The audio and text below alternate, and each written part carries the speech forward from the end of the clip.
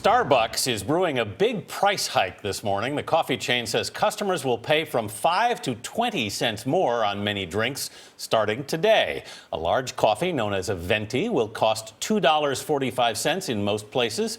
CBS News business analyst Jill Schlesinger is with us. Jill, good morning. Good morning. Aside from the fact that I'm already grumpy in the morning when I get my coffee, and this will only make me grumpier, what's going on? And didn't they just raise prices last year? Yeah, actually for the last couple of years, they've been raising prices just around this time. But last year's price increase was tied directly to an increase in coffee futures prices. Right. You know, when we look at coffee futures last year, $1.75 a pound. A year later, $1.25 a pound. So this is not about coffee futures. This is about the other costs associated with Starbucks putting out a cup of coffee. They say their rent, their labor, the maintenance, the cost of those fancy machines, put it all together, and they're jacking our prices. I noted that in Seattle, the price is going up 3.5 times more than other places around the country. At the same time, Seattle just raised the minimum wage to $15. Do you think those two things are connected? Well, I think it could be. I mean, we don't know for sure because Starbucks is not giving us a line item. But what's interesting about this is they are definitely raising prices more in cities where there are bigger economic booms taking place.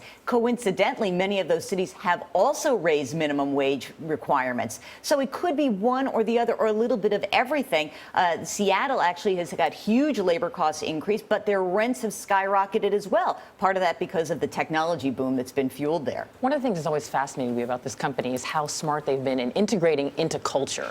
Do they just feel like their brand loyalty is so strong that so many of us always have a cup of coffee in our hand that this won't affect business people saying, I'll just go someplace else where it's cheaper? Well, I mean, obviously they're taking some risk, but I don't really vote against the Starbucks brand and marketing of that brand because, frankly, if you look at the stock price, it's up near a 52-week high and an all-time high. They've been very smart about the way they do this. I should mention that one of the things they're trying to do is get us to buy food, and food costs are not increasing, just the coffee price.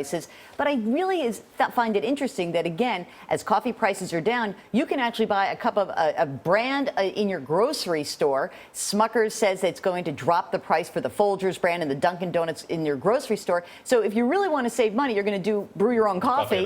But who's going to do that? I like the white cup. Are other chains you think going to follow on this, Jill? Well, it's interesting. I don't know if other coffee brands are. We know that in the fast casual segment, that's like Chipotle or Shake Shack, those prices are going up. Chipotle just raising prices pretty dramatically in some cities, especially in San Francisco. It could be that these places that have something sort of a luxury indulgence, they can get away with it. I also will point out, we are not putting our hands in our wallets for many of these transactions. So to pay a nickel, a dime, or 20 cents could be a little bit less painful when you're using your iPhone or your cards. That's so true. All right, Jill Schlesinger, thanks.